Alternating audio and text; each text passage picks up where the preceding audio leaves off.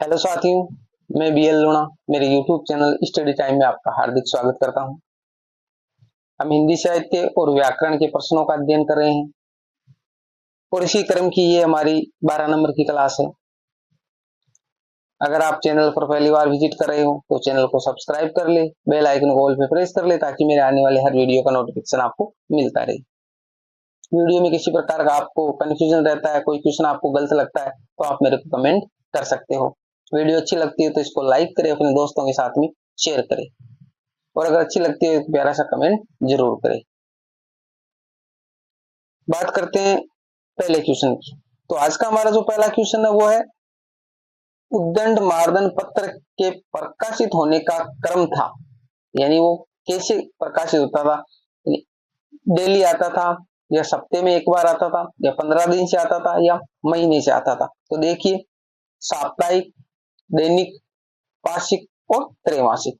तो उद्दंड मार्दंड है वो एक साप्ताहिक पत्र था, यानी सप्ते में एक बार आता था। तो इसका ए वाला ऑप्शन है वो इसका राइट आंसर हो जाते। कहां से निकलता था? कोलकाता से। कहां से निकलता था? कोलकाता से। इसके संपादक की बात करें तो इसके संपादक है वो जुगल किशोर थे, जुगल किशोर। तो देखिए, एक ही क्वेश्चन से 3-4 क्वेश्चन निकल के आ गए और ये सारी चीजें पूछी जाती है।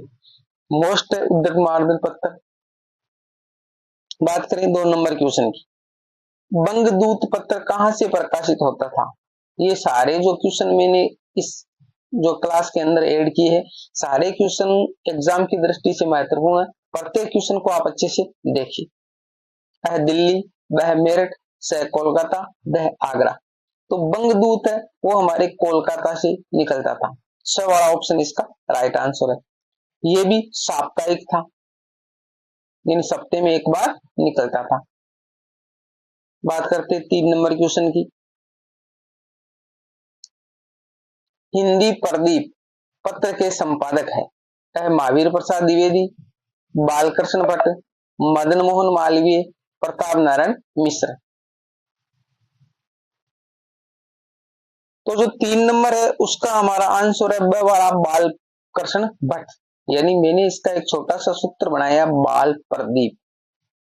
इस बाल प्रदीप से क्या होगा कि हमारे को याद रह जाएगा। बाल का मतलब हो जाएगा बालकृष्ण भट्ट और प्रदीप का मतलब हो जाएगा हिंदी प्रदीप। तो यहां से मैंने हिंदी हटा दिया और इसके अंदर बाल लगा दिया। तो हिंदी प्रदीप है उसके बालकृष्ण भट्ट है, क्योंकि जब ज्यादा हो जाते हैं तो हम भूल जाते हैं कि भाई किसका कौन सा है। अब ये हिंदी प्रदीप है, इसका जो प्रकाशन वर्ष की बात करें तो ये 1877 ईस्वी है। 1877 ईस्वी इलाहाबाद से निकलता था। ये इलाहाबाद से निकलता था और ये मासिक था। मासिक का मतलब महीने में एक बार निकलता था। तो कितने क्वेश्चन देखो बन गए। 4 नंबर क्वेश्चन देखिए, ब्राह्मण पत्र कहां से प्रकाशित होता था? दिल्ली, बरेली, लखनऊ और कानपुर। तो जो हमारा ब्राह्मण पत्र है वो कानपुर से प्रकाशित होता था। द वाला ऑप्शन है इसका राइट आंसर है। 1883 ईस्वी में इसका प्रकाशन वर्ष है। शुरुआत इसकी 1883 से हुई थी। इसके जो प्रकाशक की बात करें तो पंडित प्रताप नारायण मिश्र, प्रताप नारायण मिश्र इसके संपादक थे। ये भी मासिक था, महीने में एक बार निकलता था। इसको भी मैंने एक छोटा सा सूत्र बनाया है, प्रताप ब्राह्मण ऐसे जोड़ लिया, प्रताप ब्राह्मण। अब प्रताप ब्राह्मण का मतलब हो गया प्रताप नाम का कोई आदमी है और वो ब्राह्मण है, तो प्रताप ब्राह्मण का मतलब छोटा सा याद रह जाएगा। प्रताप जो पत्र है, सॉरी ब्राह्मण जो पत्र है वो प्रताप नारायण मिश्र का है। इस प्रकार आप इसको याद कर लीजिए। छोटी छोटी ट्रिकों से क्या होता है कि थोड़ा सरल हो जाता है, लोड नहीं बनता है। तो आप इसको इस प्रकार अपने हिसाब से टेस्ट कर लेना। 5 नंबर क्वेश्चन देखिए, इनमें से हंस पत्रिका के संपादक कौन नहीं है? यानी हंस पत्रिका के अलग अलग संपादक है, तो जो नहीं है वो हमारे को बताना है। क्वेश्चन को पढ़ते वक्त आपको एग्जाम में विशेष प्रकार से ध्यान रखना होता है कि जो नहीं पूछा है या है पूछा। आप देखो, इनमें से हंस पत्रिका के संपादक यहां तक पढ़ा और आप यहां से देखते और उत्तर कर देते हो, गलत हो जाता है। पूरे क्वेश्चन को आराम से अच्छे से पढ़ना होता है।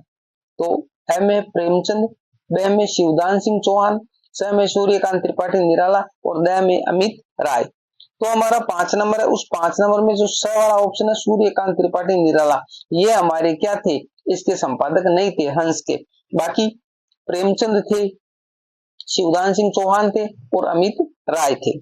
प्रकाशन की बात करें तो 1930 ईस्वी में इसका प्रकाशन शुरुआत हुआ था। बनारस से ये प्रकाशित होता था, बनारस से प्रकाशित होता था और ये भी मासिक था। बात करते हैं 6 नंबर क्वेश्चन की। तो हमारा 6 नंबर क्वेश्चन है वो है सरस्वती पत्रिका का प्रकाशन वर्ष है। सरस्वती पत्रिका का प्रकाशन वर्ष है। ऑप्शन अगले पैराग्राफ में है। ए में 1900 ईस्वी, ब है 1901 ईस्वी, स है 1902 ईस्वी, द 1903 ईस्वी। तो देखिए जो हमारी सरस्वती पत्रिका है उसका प्रकाशन वर्ष है वो ए वाला है 1900 ईस्वी, यानी 1900 ईस्वी में इसका प्रकाशन स्टार्ट हुआ था। कहां से हुआ था? इलाहाबाद से। इलाहाबाद से, इलाहाबाद से इसका प्रकाशन हुआ था। बाद में इसको काशी से प्रकाशित किया जाने लगा। शुरुआत में ये इलाहाबाद से प्रकाशित हुई थी, बाद में इसको काशी से प्रकाशित किया जाने लगा। ये भी एक मासिक पत्रिका थी, महीने में एक बार निकलती थी।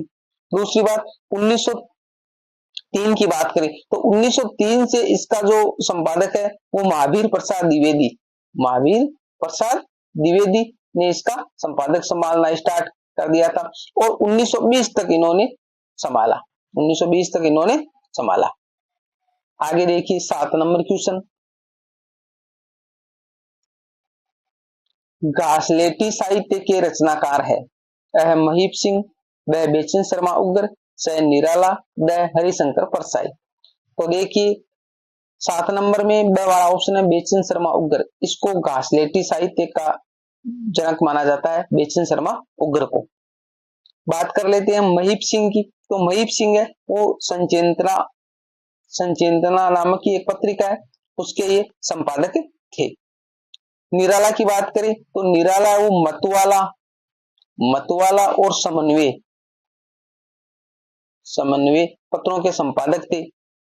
हरिशंकर परसाई की बात करें तो वसुधा नामक एक पत्रिका थी, वसुधा नामक एक पत्रिका, उसका संपादक थे और वो पत्रिका जबलपुर से निकलती थी, जबलपुर। तो वसुधा है वो जबलपुर से निकलती थी और उसके संपादक कौन थे? हरिशंकर परसाई। बात करें 8 नंबर क्वेश्चन की। 8 नंबर क्वेश्चन है आचार्य रामचंद्र शुक्ल ने आदिकाल को किस नाम से पुकारा है? आदिकाल को किस नाम से पुकारा है? अ वीरगाथा काल, ब आदिकाल, स चारण काल, द विजोपन काल। तो देखिए आचार्य रामचंद्र शुक्ल है उसने जो आदिकाल है, जो शुरुआत हुई थी, उस काल को वीरगाथा काल कहा है। उस काल को क्या कहा है? वीरगाथा काल कहा है। और उसकी जो समय सीमा है उन्होंने 1050 विक्रमी से लेकर 1375 विक्रमी तक मानी है। 1050 विक्रमी से लेकर 1375 विक्रमी तक मानी है। आगे हम बात करें हमारे आदिकाल की। तो आदिकाल है ये नाम है हजारी प्रसाद द्विवेदी ने दिया था, हजारी प्रसाद द्विवेदी। तो ये नाम हजारी प्रसाद द्विवेदी ने दिया था। दूसरी बात करें चारण काल की। तो चारण काल है वो रामकुमार वर्मा ने दिया था, रामकुमार वर्मा। तो ये रामकुमार वर्मा। और विज्ञोपन काल की बात करें तो ये महावीर प्रसाद द्विवेदी ने, महावीर प्रसाद द्विवेदी ने दिया था। तो देखिए एक ही क्वेश्चन से बहुत सारे क्वेश्चन निकल कर आ रहे हैं। इस प्रकार हम तैयारी करते चलेंगे तो हमारी तैयारी बहुत ही शानदार हो जाएगी। कुछ नाम और बच जाते हैं वो भी देख लेते हैं जो ऑप्शन में नहीं है। एक बार मैं थोड़ा इरेज करता हूं, यहाँ पर इसको इरेज करके बात कर लेते हैं हम। राहुल सांकृत्यायन ने उन्होंने इसको सिद्ध सामंत काल कहा था, सिद्ध सामंत काल राहुल सांकृत्यायन ने कहा था, राहुल सांकृत्यायन ने नाम दिया था आदिकाल को सिद्ध सामंत काल। मिश्र बंधुओं की बात करें तो मिश्र बंधुओं ने इनको आरंभिक काल कहा था, आरंभिक काल, आरंभिक काल कहा था। और गणपति चंद्र गुप्त की बात करें तो उन्होंने इसको प्रारंभिक काल कहा था, प्रारंभिक काल। तो ये जो आरंभिक और प्रारंभिक है ये आपको ध्यान में रखना है। यानी जो मिश्र बंधु है उन्होंने आरंभिक काल कहा और गणपति चंद्र गुप्त है उसने इनको प्रारंभिक काल का है। तो ये बातें आपको अच्छे से ध्यान में रखनी। अब बात कर लेते हैं हम 9 नंबर क्वेश्चन की।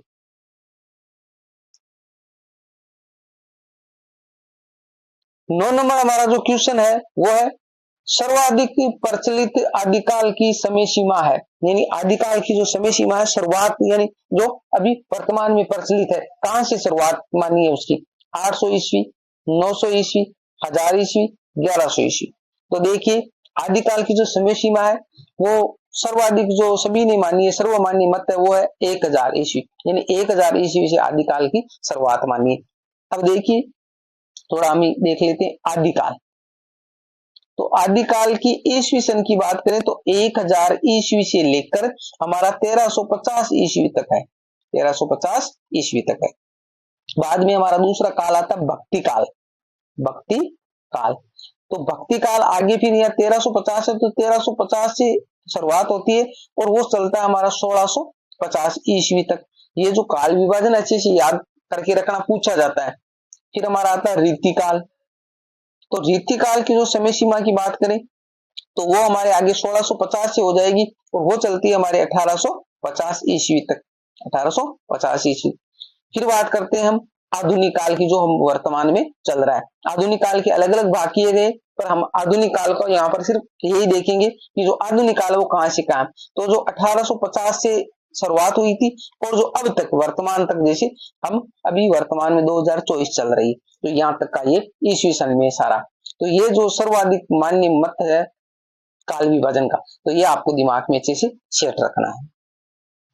आगे देखिए बात कर लेते हैं हम 10 नंबर क्वेश्चन की। थोड़ा इरेज कर लेते हैं। 10 नंबर क्वेश्चन है हमारा, ब्रज यानियों को क्या कहा जाता है?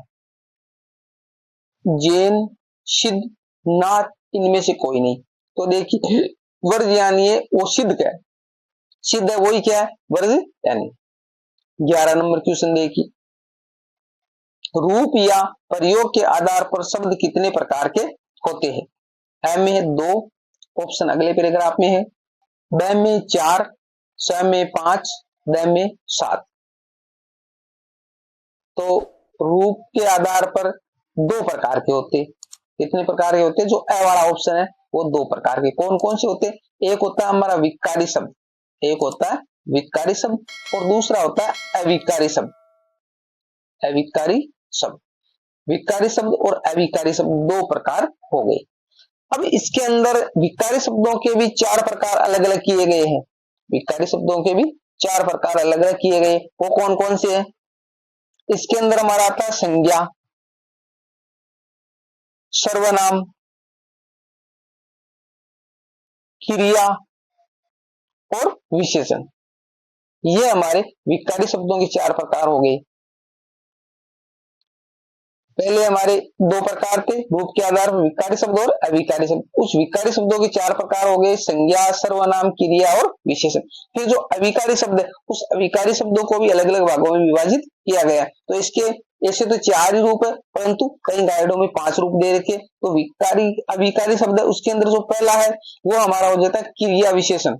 क्रिया विशेषण, क्रिया विशेषण हो गया। दूसरे की बात करें तो वो हो जाता है हमारा संबंध बोधक।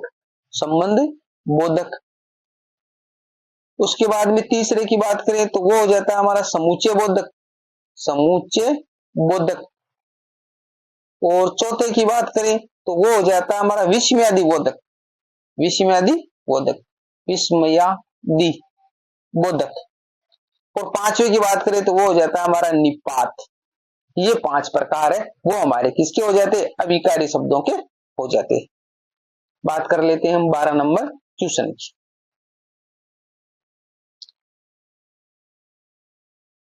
12 नंबर क्वेश्चन है, अग्नि का विलोम शब्द है। अग्नि का विलोम शब्द है।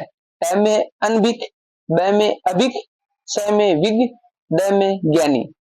तो देखिए अग्नि का विलोम शब्द होता है विग। अग्नि का विलोम शब्द क्या होता है? विग। अनभिक की बात करें तो अनभिक का जो अभिग है वही है। अनभिक का क्या होता है? अभिग।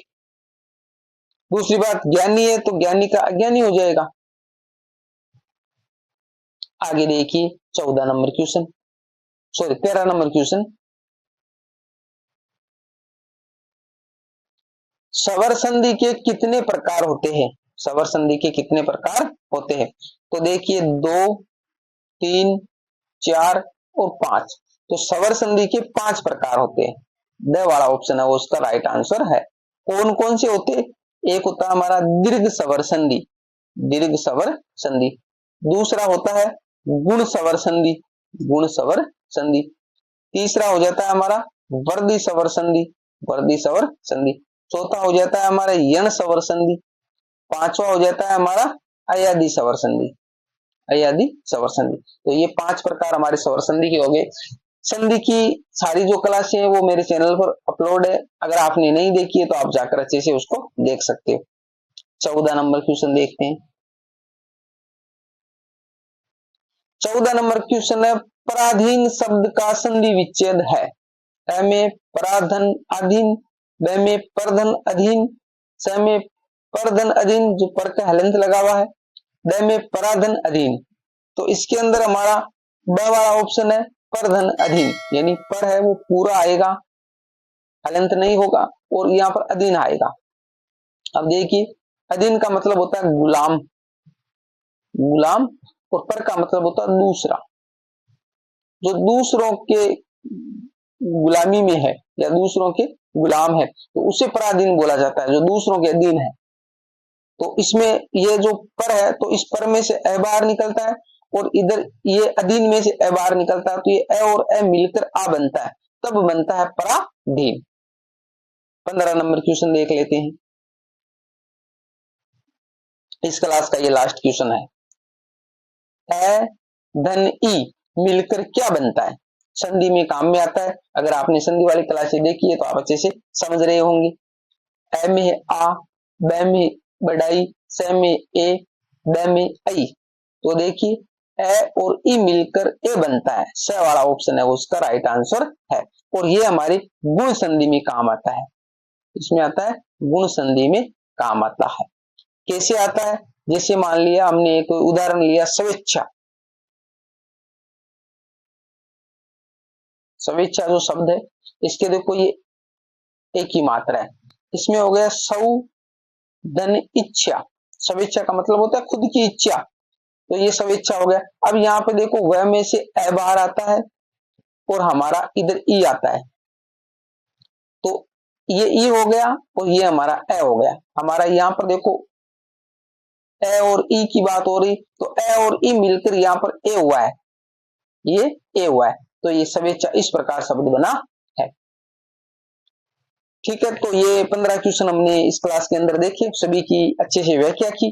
फिर भी किसी प्रकार का आपको कंफ्यूजन डाउट है, कोई क्वेश्चन जल्दी में गलत अगर बता दिया गया है तो आप मेरे को निसंकोच कमेंट कर सकते हो। वीडियो अच्छी लगती है तो इसको लाइक करें, अपने दोस्तों के साथ में शेयर करें। अभी तक चैनल को सब्सक्राइब नहीं किया तो सब्सक्राइब जरूर कर ले, और वीडियो अच्छी लगी है तो कमेंट में नाइस जरूर लिखे। मिलते हैं एक और वीडियो में, तब तक के लिए जय भीम जय भारत।